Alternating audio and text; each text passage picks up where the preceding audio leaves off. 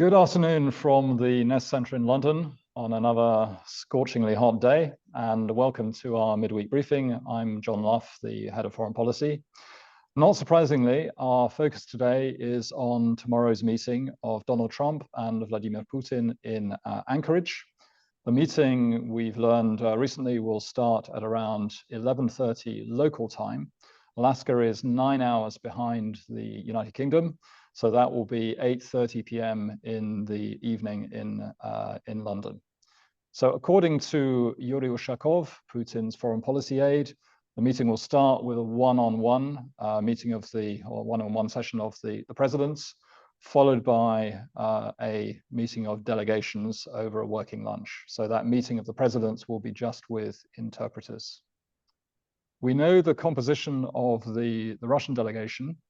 Accompanying Putin will be Sergei Lavrov, the finance minister, Ushakov, the foreign policy aide, Andrei Belousov, Minister of Defense, Anton Siluanov, the Minister of Finance, and Kirill Dmitriev, the special representative for economic cooperation with foreign countries. It certainly seems that the intention is to talk about not just Ukraine, but the prospects for developing commercial opportunities between Russia and Ukraine. We know that this is a subject that is close to President Trump's heart. Expectations, nevertheless, of this meeting have been very, very high and continue to be. There is understandable concern in Ukraine and in Europe generally that the two presidents could agree the outlines of a peace deal, and that Trump would be expected to impose these on Kiev with the threat of ceasing all support for Ukraine if it didn't accept the deal. And that's all support, including intelligence sharing. So that's perhaps the worst case scenario that people are creating and conjuring up images of 1938. But it has to be noted that Ukraine's European allies have been working hard together with President Zelensky to present a unified front, and they spoke to Trump and the Vice President J.D. Vance yesterday. Trump seemed happy with that meeting and even described it as a 10. But he's also reminded people that he's got a very different understanding of the war from President Zelensky. At the NEST Centre, we are not in the prediction game. We are in the business of studying what is happening in Russia, both in Russia and around Russia, and explaining the choices facing the Russian leadership. So for that purpose, I'm delighted to have with us today Oksana Antonenko. Oksana is one of the top analysts of Russian foreign and security policy. She currently teaches at the Florence School of Transnational Governance. She's also a visiting fellow at the Schumann Center for Advanced Studies at the European University Institute. She was previously a director for global geopolitical risk analysis at the risk consultancy Control Risks. Prior to that, she spent over 25 years analyzing Russian security and foreign policy at various institutions, notably the International Institute for Strategic Studies and also the European Bank for Reconstruction and Development. She is somebody with considerable experience of working on protracted conflicts around the world and is well acquainted with the Georgia-Russia dialogue that took place after the war in 2008. So Oksana, it's great to have you with us, and I would say finally, because we have tried to get you a few times recently, but you're a very busy person, so thanks for being available today. I'm going to dive in and ask you perhaps the obvious question about timing, and it's one that I'm not particularly clear on myself. Why do you think Putin has chosen to go for a meeting now with Trump? Because until recently, the Kremlin was messaging that a presidential summit was certainly desirable, but it would need to be carefully prepared. And it really looked as though Putin was playing for time. And then suddenly things change. What do you think's prompted that change of position?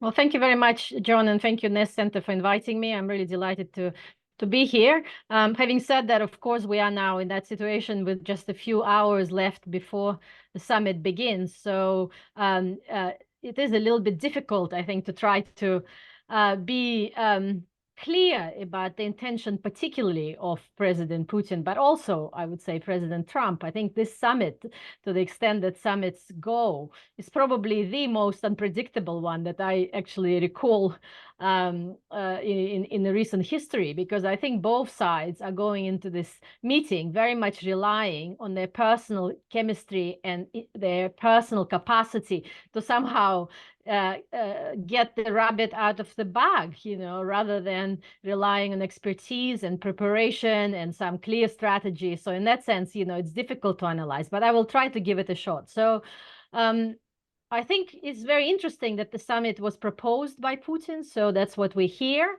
Rather than, Trump has been proposing that sort of meeting now for a while, but then Putin agreed rather unexpectedly.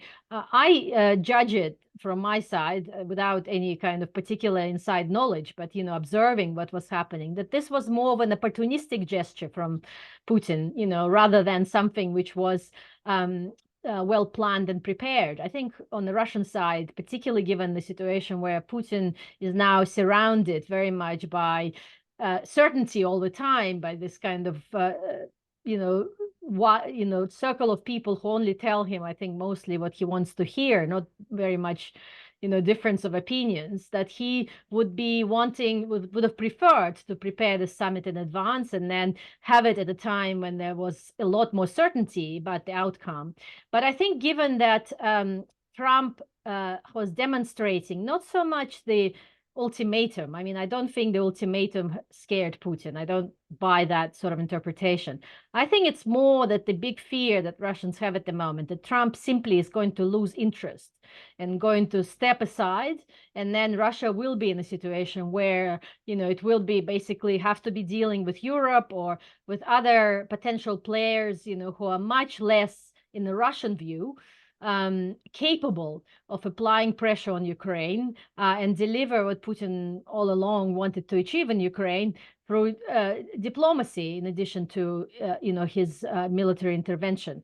So in that sense, it's opportunistic gamble. I think it is not without risks. I think we oftentimes hear nowadays the analysis, on the airwaves that Putin has already won. He got this, great picture of, summit with Trump, one-on-one, two great powers, almost like Ribbentrop-Molotov talks with, Penn dividing the territories. But I don't agree with that. I really think that it is a gamble for Putin. He doesn't really know what the outcome is going to be. Trump is very fickle. Much will depend what he has on the day.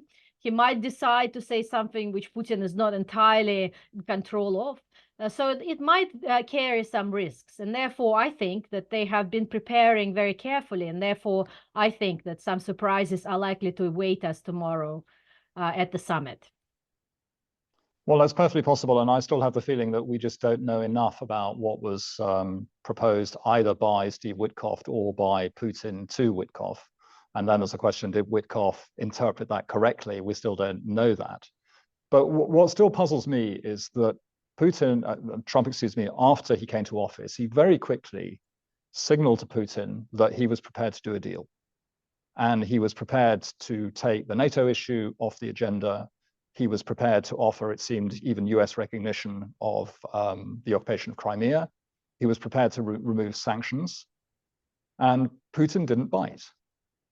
And it's still a puzzle to me why he didn't go for it then. Because he had a great opportunity. And at that point, I think the Europeans were much less prepared. The Ukrainians probably also. Trump to probably get that sort of deal now would struggle with some people in Congress as well. So why did Putin not go for it? Well, I think, first of all, Putin himself wasn't prepared, I think, at that time to go for a deal. I think now he has developed, particularly over the last few weeks, a bit of a kind of a hubris around Russia's successes on the battlefield. And indeed, things have been going Russian way on the battlefield over the last few weeks, and Russia has made advances, and particularly the one yesterday, which was unexpected. But if we put it in the perspective, it is still not a strategic breakthrough. The Ukrainian front is still holds. Russia still was unable to, since Bakhmut really, to take over any substantial, large town, through, military force.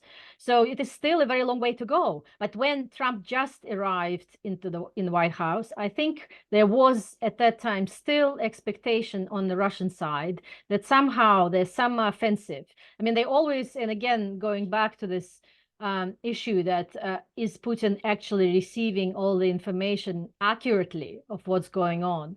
But because the expectations, he said the disappointment is on the Western side is based on or based on the expectations being too high. But I think he had expectations too high about his offensive, and he was expecting that just in a few months, he's going to achieve such a major breakthrough on the front line that the conditions for negotiations are going to change considerably. And I think the judgment at that time in Moscow was that Trump is there to stay for some time, that it's unlikely that he's going to substantially change his position, and therefore they had time on their hands to be able to conduct these negotiations at the time of their choosing.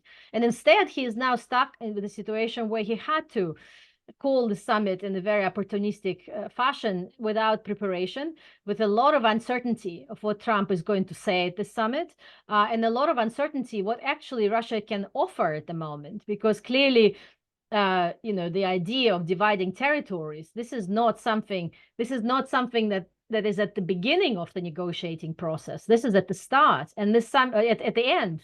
And this summit is not even in negotiations. It is a pre-negotiations. It is something which is going to set the parameters of how these negotiations are going to proceed. And it is clear that it's going to be a very long negotiating process, at which point, maybe the territory will be addressed at some point, but clearly not before the negotiations start. Yeah, I think you put your finger on it, that this is opportunistic, and the expectation of that summer offensive was probably very great.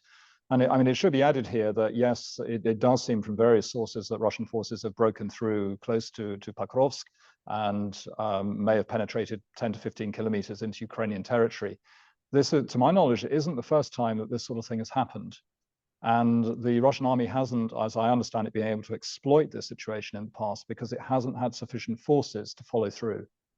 So there's a question now whether the Ukrainian army can actually pick off those Russian units that have come through and actually push the front back. So it may be very serious, but equally it may not. We at this stage, I think, don't know. But for probably Putin's messaging purposes to Trump, it's of course good news that he can demonstrate that the Russian army is making this sort of rapid progress.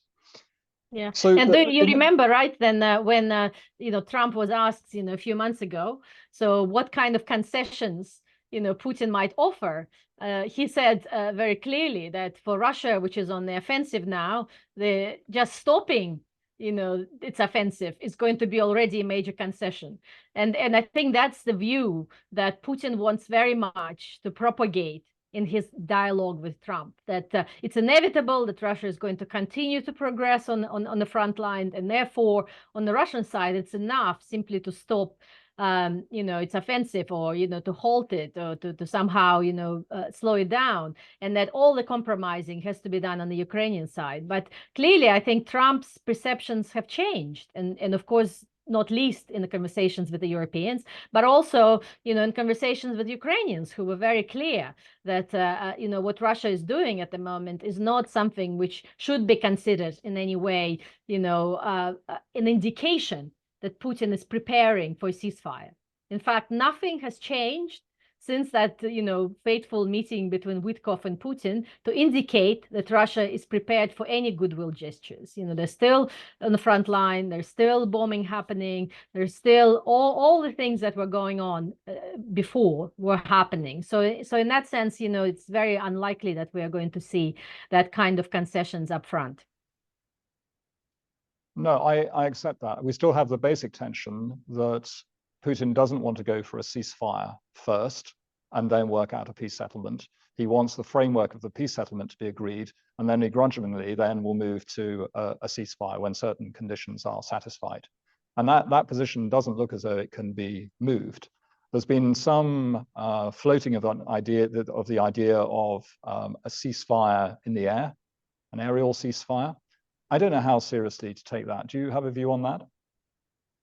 Well, I think that if anything that Putin is able to offer at the summit from his side, I think partial ceasefire is probably going to be the least of all the potential asks that Trump might pose to him.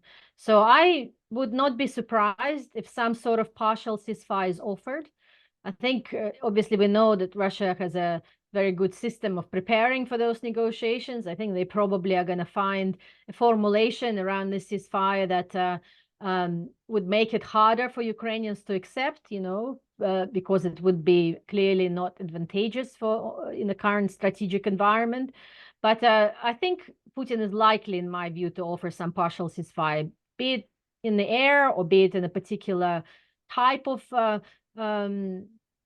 operations, for example, targeting cities or doing something else, but it is something which is likely, in my view, to be offered as a gesture, because there is nothing else that Putin is prepared to offer rather than that kind of small gesture, and he needs to offer something to Trump. I don't think that he's coming there completely empty-handed. Yeah, I think that's for sure. He can't put Trump in a sort of an embarrassing position where he just looks very weak. He has to give him something. But we have pretty bad record in the past of these partial ceasefires. But leaving that aside, how do you think the Russian side perceives Europe at the moment and Europe's efforts to galvanize itself to some degree and really get its arms around Ukraine and support it through this very difficult moment? Yes, I mean, I think this misperception of Europe is something which is also was an important factor why opportunistically Putin decided to offer the summit now. The reading from the NATO summit, which again, I think is completely wrong reading, because it's important that the summit has agreed, first of all, demonstrated unity, but also has agreed that Europeans are stepping up their defense spending and building up their capabilities. But the way it was read in Moscow was that, United States now more than ever is able to dictate the strategic terms to Europe, and that the Europeans are simply not able, still not in the position now, to be able to offer something without United States strategic involvement. And therefore, now perhaps is the time for, reaching out some sort of understanding with Trump, and then expecting that Trump simply is going to tell the Europeans and the Ukrainians that this is the terms of the deal, and you have to just accept it. But it is, as I said, a total misreading. In fact, in my view, the Europeans have done a fantastic job in the last few days, being able to, first of all, come together with a clear, discernible, and very sort of understandable for Trump, who doesn't like to read very long memorandums explaining what the negotiation position should be, but very clear two principles: ceasefire first and no negotiations on territories without Ukraine. And it seems to me that Trump has internalized that. At least he's repeating that. Let's see how he deploys it in the negotiation process itself. Secondly, I think the Europeans are increasingly demonstrating their ability to support Ukraine independently from the United States, if not entirely independently, but certainly be in the lead. And we know that just recently, Europe has surpassed the United States in the amount of financial assistance that Europe is providing, or the West is providing, to Ukraine, and it is determined to do so further. And thirdly, I think it is also important that the Europeans, continue to work with President Zelensky on demonstrating a common front. And in a way, if President Zelensky will attend this trilateral summit, which I personally think is less likely in my view, then he is coming to that summit not alone, but very much with Europeans behind him. And that is, I think, very important. And finally, I think it is, in my view, absolutely okay for Europe not to be present at the table. What I think Europeans need to have, they have to have their own table, because we are still very far from understanding, again, want to repeat it, this is a very important point, that what is going to happen in Alaska is not negotiations about how this war is going to end. It is a meeting which will set the parameters under which the negotiations are going to begin. And in that sense, Europe will still have a lot of opportunities to negotiate details. And in fact, we don't even know what this table is going to look like. I mean, I think that it's likely that Russia will insist that China and maybe some other BRICS countries are also going to be around the table. What would be the terms of those negotiations?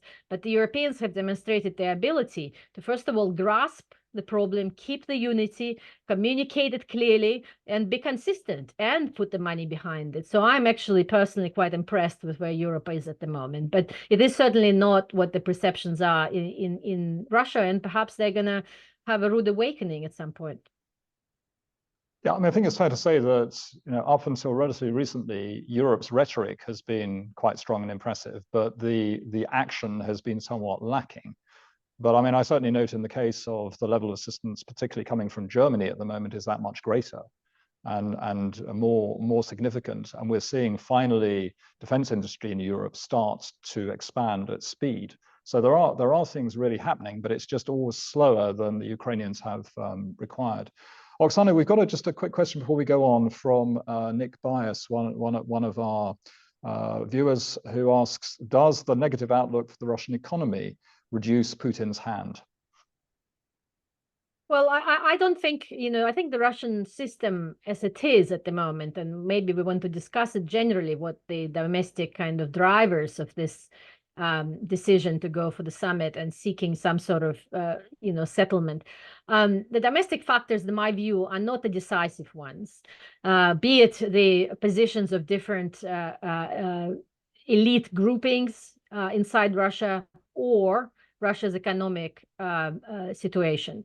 I think Putin lives in this bubble in which he believes that Russia will now have to pay as high a price as needed in order to realize this kind of historic ambition that Putin had put forward, when he launched this invasion, which would propel Russia in the league of these great powers, and that the price should be high, and that if the price is some impact on Russian economy, so be it. I mean, I don't think that at the moment he yet feels that there is a sort of a timeline somewhere over the horizon where Russian economy is simply going to collapse, and therefore he urgently needs to sue for some sort of deal.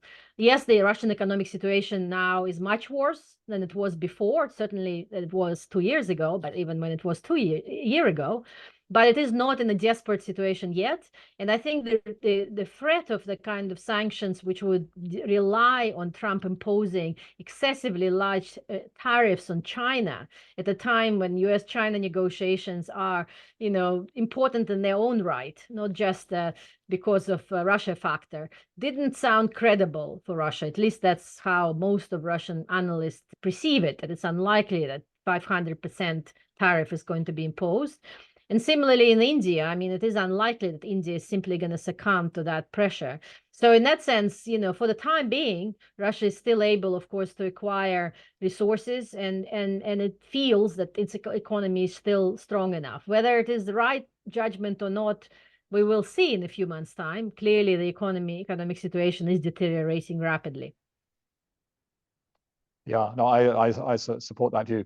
I do find it striking that after the announcement of the summit, Putin spoke to President Xi, the Brazilian president, Kim Jong-un, and I think there was one other ally of Russia he spoke to. But it was interesting to just see that he obviously felt the need somehow to shore up his positions with his position with those countries, that they still matter.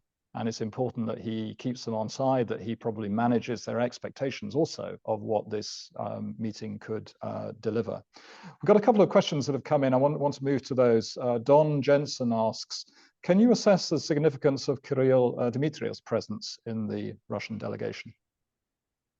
Well, I think the significance of Kirill Dmitriev is that Russia wants to discuss at this meeting not just the Ukraine agenda, but also various issues related to bilateral US-Russia agenda. And the perception in Moscow, or the view that President Putin held for many years now and repeatedly articulated even before the invasion, when the relations actually with the West were pretty good, is that Russia has to always deploy its kind of economic incentives in order to buy Western position on strategic issues that Russia considers important. And I think in Trump, perhaps Russia found the most willing, at least in his rhetoric, a client who will be prepared, I think, to consider that sort of economic offer. And this is what Kirill Dmitriev is there to do, is to formulate what this economic offer is going to look like, be it in terms of the Arctic and the various, oil and gas projects there, or critical minerals, or infrastructure projects, or all sorts of things, of course, all mostly related to resources that Russia is now offering various people in the United States, potentially also involving some of Trump's own family members. But I think we are in a situation now where even if Trump were to decide that he wants to do those projects, I think the appetite among the business community for the time being to invest very large sums of money in a situation of extreme uncertainty, and in fact, the remaining sanctions in Russia in that kind of projects is going to be extremely low. So in that sense, it might be signed on paper, but it is unlikely that those projects indeed are going to be implemented in the foreseeable future.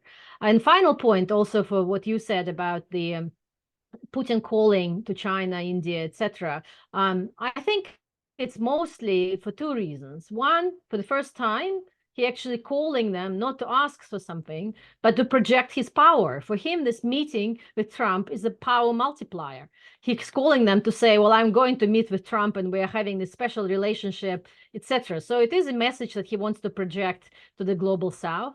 And secondly, I think, as I said, I think he is very much wants to see some of those players being both around the negotiating tables, but also negotiating table when negotiations begin, but also being involved in implementation of this negotiating settlement, be it in terms of the observation of the ceasefire, being in terms of the various kind of economic and other projects that potentially will accompany this settlement. So in that sense, it's understandable why he was calling the various leaders.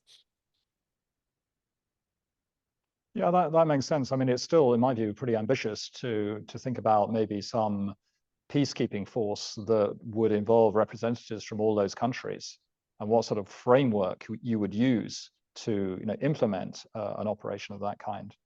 I don't think we're talking about peacekeeping force, but we need to have an observation force, though, right? I mean, we need to have somebody observing the ceasefire, right?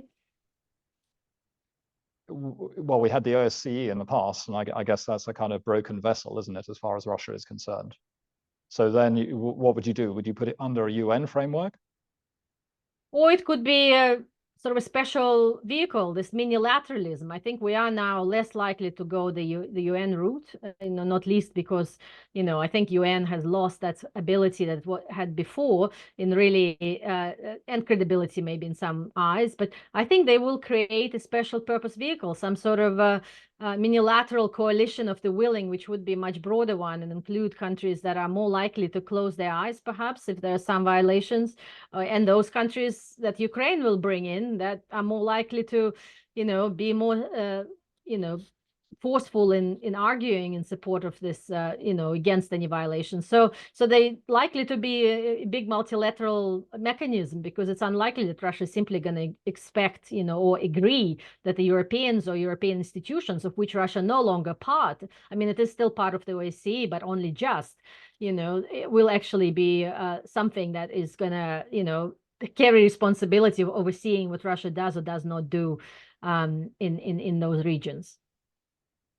Michael Lee asks, is the coalition of the willing dead? Well, I suppose the question is, was it ever alive as an idea?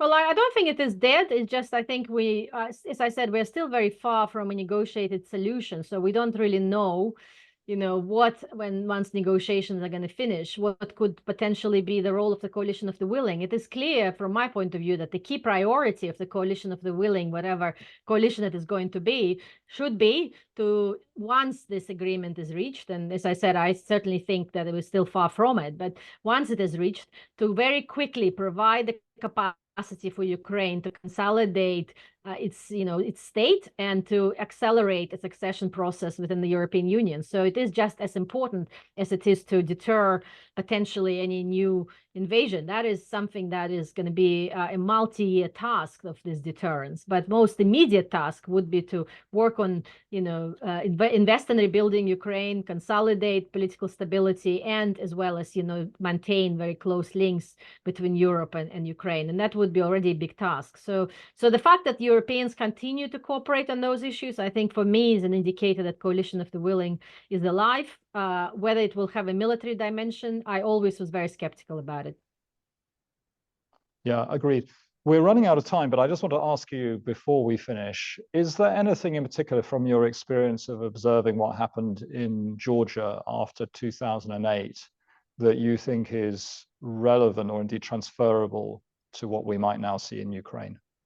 Well, that's a big topic of the conversation. Maybe I'm going to write something about it, but just this quickly, because we are running out of time, to say that I think the fact that we have a good cop, bad cop division between Europe and the United States is not something which is necessarily bad for negotiations. I mean, we had that situation in 2008, but the reverse roles. We had, of course, Bush and Cheney being very much, bad cop role, and Sarkozy and some Europeans being in a good cop, and they were able to achieve, at least some important breakthroughs in those six-point principles. So that was important. The other point, of course, is that even though the agreement holds insofar as Russia stopped its offensive in Georgia itself, Russia has not implemented important parts of this agreement, such as withdrawing its forces from South Ossetia, and continues to incrementally move the territorial barriers, boundaries further and further inside the Georgian territory. And the EU mission that is still, working to observe that ceasefire and implementation of those six principles is not able to stop it. So therefore, we need to learn lessons from all of it and try to think how we can structure the negotiations differently this time around. Well, those are extremely important points, which I hope we will have a chance at a later stage to discuss in more detail. Oksana, I want to thank you very much for the stimulating discussion today. I want to thank our viewers for being with us. I suspect we're going to be back next week. Some of you know we wanted to take a holiday in August, but August is that month when things happen in Russia. So I suspect we'll be back again next week to look at the results of this summit. Oksana, thank you very much indeed. Thank you. Thank you.